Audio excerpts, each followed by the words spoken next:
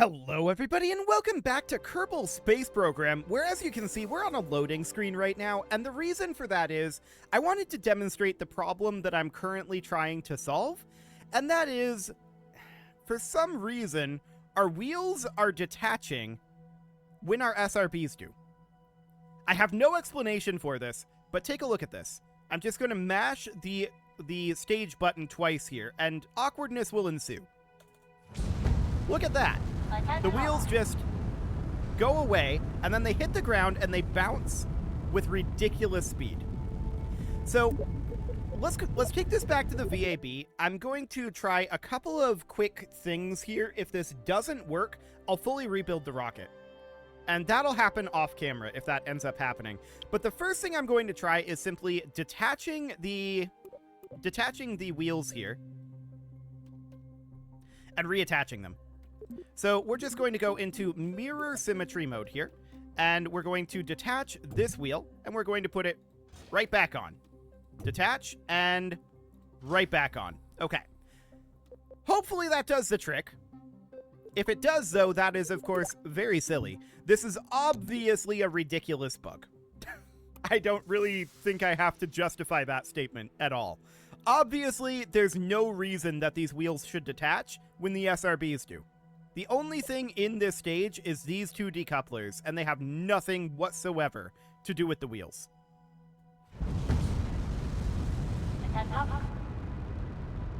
Okay. So, I want to check something. Let's revert that back to launch. I've noticed that the physics on the wheels are very, very strange. And specifically, what I want to test is what they do if we're not moving. So I'm going to turn off our mainsail engine here, and we're just going to do this. Okay. They definitely fall off, and then they have ridiculous physics when they hit the ground. That's intriguing. So what would be causing this? That is definitely the question that needs to be asked here. There's absolutely no reason that these wheels should detach. None at all. That's ridiculous. That is an insane bug. It's only the wheels, by the way. It's not this section detaching. It's just the wheels. So, let's move the wheels up and see if they detach from up here. At this point, we're just experimenting and trying to understand how this bug could have even come to be. Like, how this could have come to pass. This is insane. So, I'm just going to put them up here and see if they detach here. Because we didn't have this problem until very, very recently, right? So, it's insane. Absolutely crazy that that's happening. Well, let's try it again. And now they don't detach. I mean, they got destroyed by the boosters there. That's understood. But they didn't detach from up here. So why would they detach when connected to this ST microstrut and not detach when connected to this ST microstrut? I don't have an explanation for this, but at least now we have a vaguely functional vehicle. So here's what I'm going to do. I'm going to remove the lower struts. I still want the wheels to be further down. I want more give there, but maybe we should upgrade to the larger style of wheel. To be honest, that might be the best thing to do at this point. So let's get rid of this, let's get rid of this, and we're going to get rid of both of our wheels, and we're going to go to the larger style. Since we're not constrained by the size anymore, should be completely fine. Okay, so we want to rotate them, I believe, like that. Yeah, that's still not going to be a lot of space, unfortunately. I'm just checking the rotation on that. Okay, so it's going to need to be rotated like so. And then I'm going to use the rotate and translate. I'm going to move these down so that they're positioned where they would be if we had the strut there. And we'll see if they detach. Okay. I still don't have an explanation for why that would have happened. It's a very strange thing. But let's see if these detach. They did not. And they also mostly survived that impact. Okay. We're obviously reverting that back. I was just testing to see if we were going to have those detach, and it seems fine now. So now the question is, actually, we should take this back to the VAB, because now the question is, do we have wacky physics on these wheels? That is something we also need to test before we launch this. So back to the VAB we go. I'm going to make sure that this is saved, and then we're going to ditch the booster and put just the rover on the pad. That's the goal, anyway. So we're going to make sure this is saved as the Capo Rock for now. And we're going to detach all of this, ditch that, put it on the pad.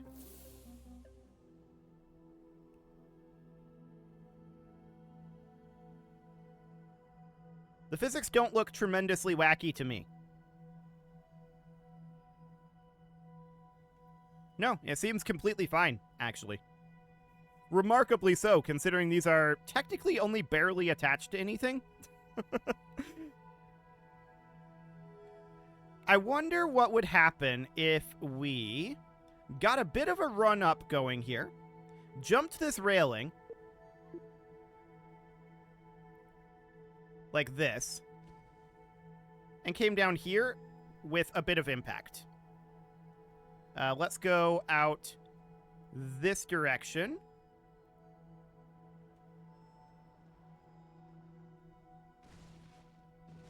Okay, it seems quite robust. Cool. So that seems fine. I don't think we have any problem whatsoever here. So let's just revert that back to the VAB one final time, and I think we're ready to actually launch this thing now that we've gotten all those bugs sorted out. That was a lot of issues with this particular design, and some very strange ones at that. I have no explanation for why the wheels were decoupling, but at least we managed to get it fixed. So, now the question is, how's our aerodynamics with the fins up here? It should be reasonably okay. I don't think that's going to be a significant issue. So let's launch this and see how the aerodynamics feel. So up we go. In theory for realsies, but we'll see if it's actually for realsies. The only thing that could go wrong, I feel like at this point, would be the aerodynamics. So let's just boost this thing right on up. And then we're going to, of course, ditch the SRBs, which will happen relatively soon, in theory. We're at a 5-kilometer apoapsis at this point. And that's fine. I just want to pull us down this direction a little bit. Just a smidgen. Nope, stop it. Don't go back to up. Just hold attitude. No, don't flip. Don't flip. It's really wanting to flip here. Really badly. Okay. Bring it back to the prograde marker, please. This'll do. Okay, back to prograde marker. We're going to ditch the SRBs. And we're clear. Good. That could have gone very badly. So we know that the aerodynamics are still slightly spicy, but we managed to get it under control, and that wasn't too bad. I'm going to put this here. Where is our prograde marker? Over here. Okay. Prograde marker needs to continue to come over here a little bit, so we're just going to head over to the horizon at this moment. We are at 80-kilometer apoapsis, and we need a bunch of horizontal speed. So we're just going to burn here until we're at, I don't know, maybe like 85, which isn't all that far out. So something like this. And then at this apoapsis, or a little before it more likely, we're going to need to burn prograde here. Something kind of like this, and that'll be a periapsis of 85 and an apoapsis of 153. Yeah, let's dial that back in a bit. This is better. That'll do. So we're going to align to that position as best we can. And we can't very well, but we're going to steer as best we can here. We've got our reaction wheel, which is fairly slow, and we've got our fins, which at this point, there's very little atmosphere to work with. So the fins are doing very little at this point. However, we have 2,800 meters per second here, which is okay. It's not great in terms of how much DV we'll have remaining, but it should work, in theory. So we're about 50 seconds away at this point from our burn position, and we did manage to get oriented to it. 20 seconds, 10 seconds, and 3, 2, 1, mark. So we're a little lower on delta V than I'd like to be at this point. I think the main takeaway there is we should probably consider adding 2 additional SRBs to this, but I think it's a viable amount of DV at this point. So let's just bring ourselves up into orbit. And yeah, we're going to have relatively low delta V here, but that is understood. Okay, we overshot this ever so slightly. I'm not too concerned about that. So we're a little higher than I'd like to be. We could dial that back. That is definitely a theoretical option. I don't think we need to, though. So at this point, this is where our target is. So we're going to need to warp for a while here. Going to set Kerbal as our target. We could definitely head back to the tracking station and warp that way. That's probably the smarter way to do this, just due to the amount of time this is going to take. So let's head to the KSC. We need to unload that and head into the tracking station so that we can warp at maximum speed. But we're not actually going to warp at maximum speed, just slightly higher than 100x. So this is 100x here, and we're going to go for like 1000x. And we're angling to have it be around here, right? So that's looking relatively okay. We're just waiting for that to come on around.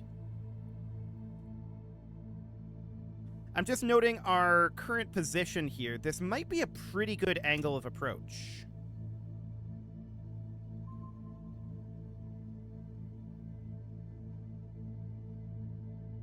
I think it will be. Okay, so we're going to hop over to the FlySafe 16. Yes, we're going to control this.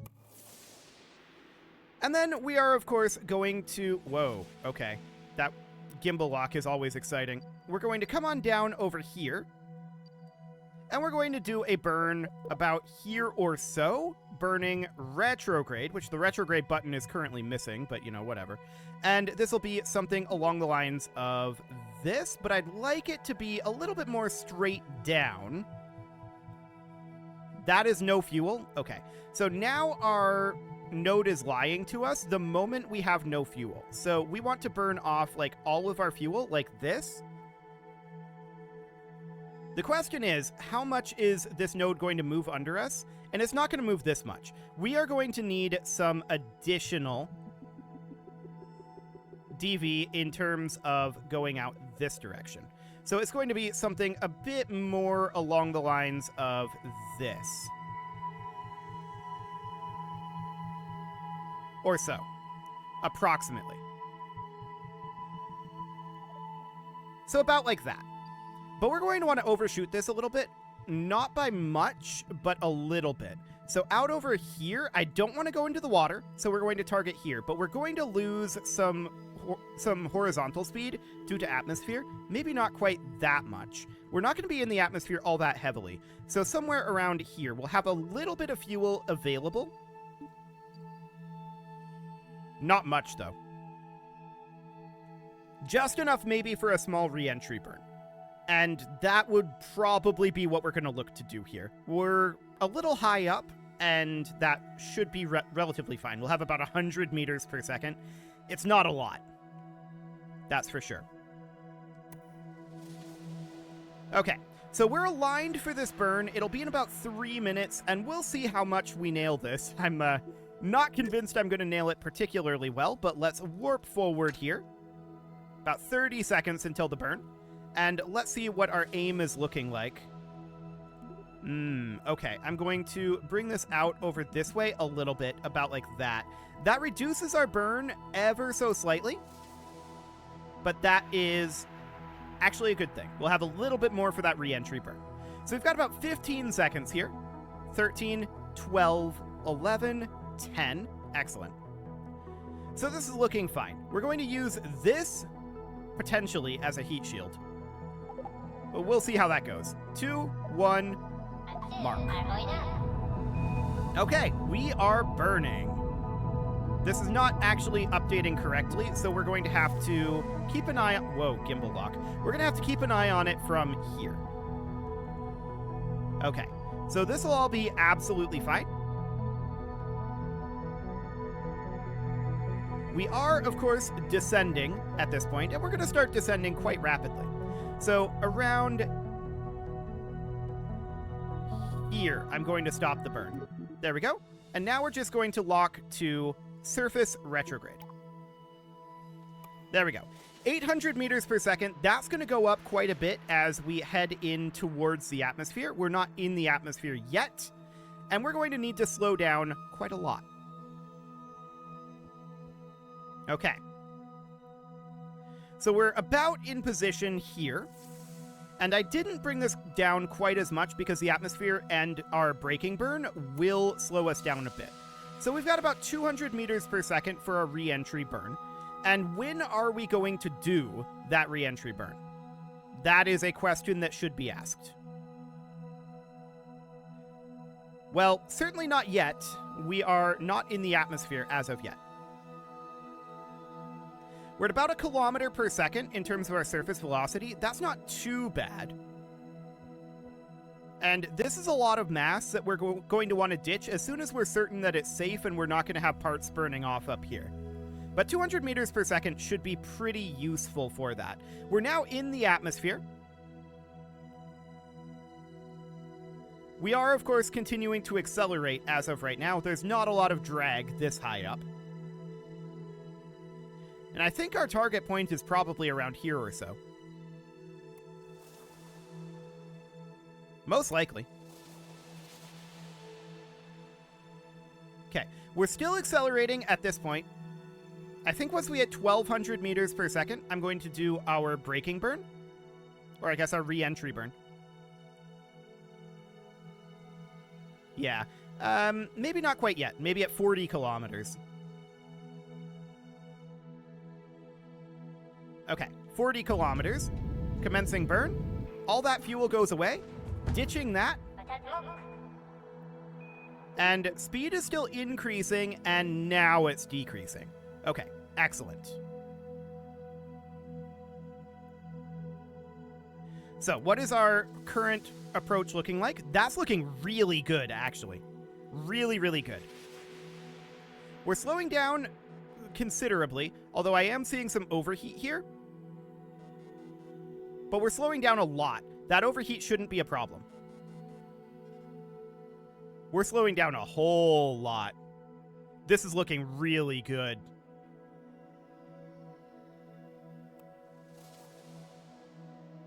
Yeah, I think we're going to undershoot it a bit. We're not going to be perfect, but this is definitely a significant improvement over some of our previous attempts at this. I like it. Well, not this particular one, right? But the last mission. So that looks good. I'm quite pleased with this. I'm not getting the chutes out just yet, although we are slow enough for the chutes. But I mean, we're already undershooting this a little bit, and I don't want to get the chutes out until, like, the absolute latest. We still have some horizontal velocity here, and I want to retain that horizontal velocity for the moment. We're about 6 kilometers up right now. I'm going to deploy the chutes at, like, 2 kilometers up. So that's fine. We're 5 kilometers up now, continuing to decelerate. 4 kilometers up.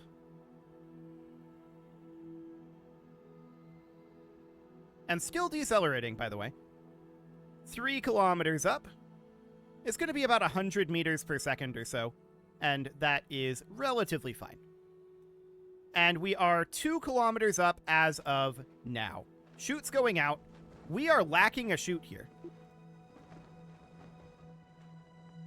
I must have accidentally removed that chute. I think that we're still going to be slow enough to survive this landing. With the 2 drogues and the 1 main. I'm a little concerned about our attitude, which is why I flipped us into up, so that our reaction wheel will hopefully attempt to hold us in an up attitude. And it looks like we are going to have to travel a little ways for this. 2.6 kilometers right now. It's going to end up being like 2.2, maybe 2.3 by the time we get down. I think just doing a little bit of trigonometry there, but I think it'll be something along those lines. So 5 meters per second is plenty slow, and we appear to be able to hold this attitude without significant problem, except for when we go into physics warp. So, you know, that's mildly awkward. I'm going to turn SAS off for the moment. And we're just going to gently waft our way down. Yeah, this number is not very accurate because of our swing here. Okay. Let's just try to hold ourselves in an up attitude as best as possible and try to compensate for this lack of chute. I didn't intend for there to only be 1 chute here, obviously. And this is much more treed out in this area, but I'm sure we can find a path over there. So it's 2.4 kilometers at this point, and it's mostly downhill, which is convenient. That said, this vehicle should be far, far more stable and far easier to drive around. Assuming the physics doesn't break. Which, I mean, this is KSP2 we're talking about. That's a bit of an assumption, for sure. No doubt about that. Well, downward we go. We're going to be landing right about here. And we'll just have to find a path on over. That's not really a particularly large issue. We should be able to climb these hills, I'm pretty sure. Let's take this out of physics warp. I do not want to be physics warping when we hit the ground. And I'm going to turn on our brakes. Okay. So we are now officially on the ground. That was a nice, clean landing. And let's... Okay, we're reversed right now? Sure. We can just turn this guy on around. Brakes on, please. Okay, so these trees don't have hitboxes. That's good to know. And I'm just going to turn us using our reaction wheel. Oh, that's really, really slow. Okay. I still want to do that, though, because I don't want to go downhill here.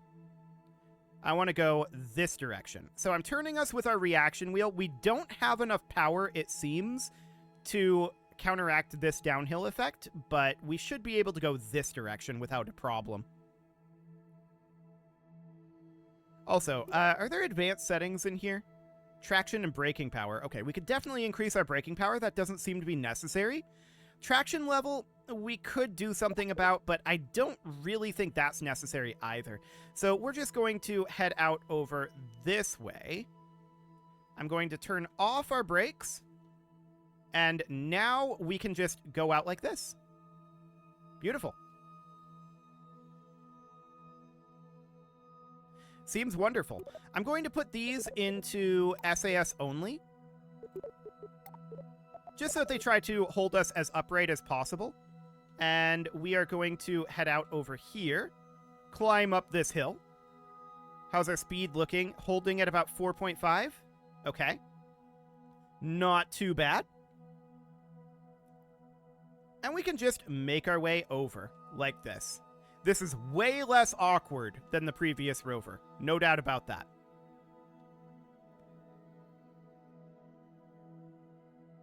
Okay. Definitely a little much on the speed here. We don't want to get the speed too high. But this is very doable.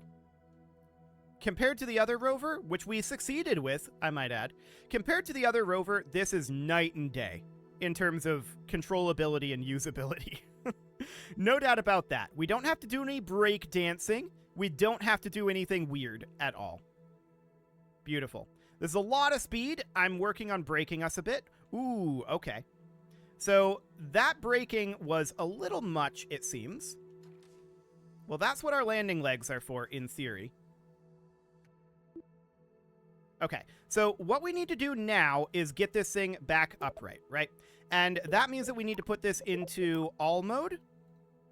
And this is going to be in all mode as well. And we now need to attempt to get ourselves over here. Like so.